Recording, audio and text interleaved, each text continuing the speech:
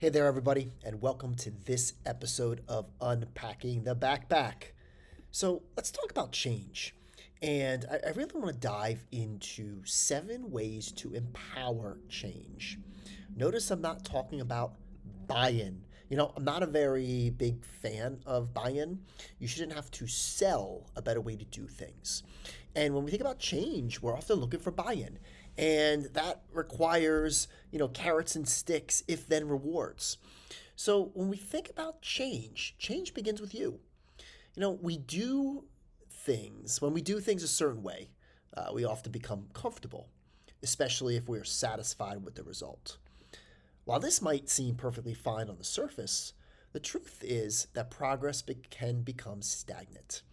The fact of the matter is that change will always be needed, as employing the same old thinking will continue to lead to the same old results. My hope is that if you are listening to this podcast, you are open to growth and the pursuit of innovative practices. In my opinion, that's the easy part. The heavy lifting lies in moving the masses towards a common goal. Think about this. The hardest challenge you will face is not changing yourself, but convincing or empowering others to embrace change. So as we think about changing perception and behavior amongst those who you work with, this can possibly be the most complex task you ever take on. Change is hard. There is no way to sugarcoat this fact. It's even harder for people who don't see the value in doing things differently or who are burnt out. The need to push forward is simple yet profound. Every student in every classroom in school deserves excellence. While there will always be a myriad of obstacles, the struggle and effort will pay off. So, where do you begin? In one of my books, this one, Digital Leadership, I shared the following. A true testament to an exceptional leader, regardless of position, is their ability to convince, persuade, or inspire others to change, especially those who do not want to. It's not now about trying to get buy-in, but moving others to see the value in the change through embracement. The most challenging yet gratifying work you might ever engage in is empowering your colleagues to change. So let's talk about some strategies that you can consider when trying to assist colleagues with changing their practice. And you have to look at it from a broad leadership lens. Leadership is not title, position, or power. Leadership is about action. When we act, actions change things. Don't ever say that I'm just a teacher, or I'm just an assistant principal, or I'm just a supervisor. It's your actions. So let's talk about 7 ways to empower change. Number 1, do instead of asking. Impactful change comes from your ability to effectively model expectations for others. While it might be lonely at first, leading by example is the most effective way to empower others. Consider this. Don't ask others to do what you're not willing to do or have not tried yourself. You don't have to be perfect. You don't have to be the best. But for example, if you want teachers to effectively integrate technology in a purposeful way, model it. Model it in your classroom, model it in a faculty meeting, model it in professional learning. Number 2, justify with research and proven practices. Teachers tell me all over the world, Eric, we know the why. We pretty much are sick of hearing keynoters talk about the why. We want to know, how can we do it effectively and what can it look like? This is where sharing what is found to work strengthens your call to action. So as you think about research and proven practices, Google Scholar has always been a great go-to for me. And I still use it. That's why my number one AI tool is Google Gemini, because I can leverage Google Scholar embedded within. But one of my other favorite tools is Consensus AI.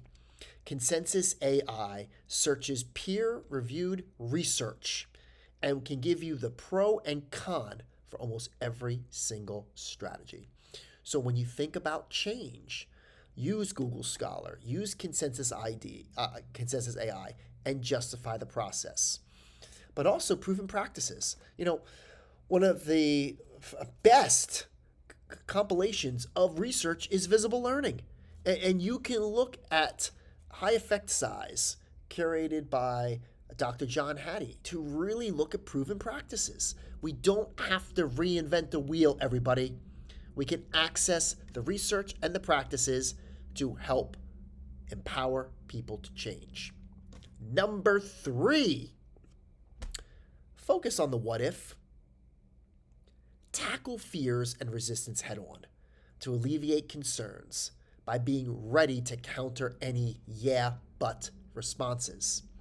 Yeah, but we don't have enough time. By the way, time is not the issue, everyone. It's how we use the time that we have effectively that is an opportunity for growth. Yeah, but we don't have enough money. Yeah, but too many mandates and directives. If we want to empower people to change, we have to proactively confront the resistance. Number 4, connect to outcomes. If we want to empower people to do things differently, to do them better, we need to clearly articulate how the change will improve professional practice, resulting in improved student learning and achievement. Change for the sake of change never works. It never sustains. And people want to have that why. But again, thinking about how the why leads to the how, leads to the what. Outcomes are the what. They are the means to the end. So we want to make sure that whatever we're putting our money in, our time, how does it connect to outcomes? Number 5, and I struggle with this one. Number 5, be patient to a point. Change is a process. It's not an event. Treat your colleagues like a student, and remember how satisfying and rewarding it was when you helped that student succeed. Help others see the value of the change on their own by taking a step back. I know what you're saying. This is easier said than done. That's why I said to a point. Things, if we're looking at really big picture items, that's going to take time, everybody. That might take years. But that doesn't mean we can't focus on the wins. Notice I didn't say quick win or small win. A win is a win, everybody.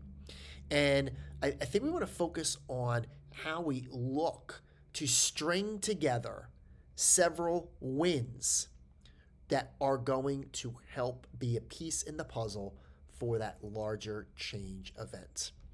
Number 6, get students involved. There's no better way, in my opinion, to convince others to change when educators can see firsthand the impact it has on kids. Now, this is a strategy that I utilized quite frequently as a principal. And when one of my superintendents would routinely say no to some of the ideas that we had, I was steadfast in, I'd already done my research. I'd already met with students. I already elicited their input. Schools need to work for students, not the adults. And when I was really, knew that this was going to be something that's going to help kids, that my belief powered me to kind of put myself out there, I would march the kids down to my superintendent's office, and they would be the spokespeople. They would be the emissaries. And, I kind of had to coach them in a way. Now, this is what I did. I'm not saying it was the most effective or that you should do it. But think about how you can involve your kids. Another thing that I routinely did involving students is I'd let them be guest bloggers and talk about our culture. It's so powerful from a student's perspective when he or she can articulate how the culture of the school helps them succeed. And it's one thing that I really relished as a practicing principal. You could look at it as a means of student voice, but I really wanted my staff, my community to see that the efforts by the administrators, the teachers, the students were creating a culture primed for success. And finally, learn together. Encourage colleagues resistant to change to attend professional learning opportunities with you, especially if you're an administrator. Administrators, your teachers want you to learn with them. But also, if they're going to go to a conference, tag along with them.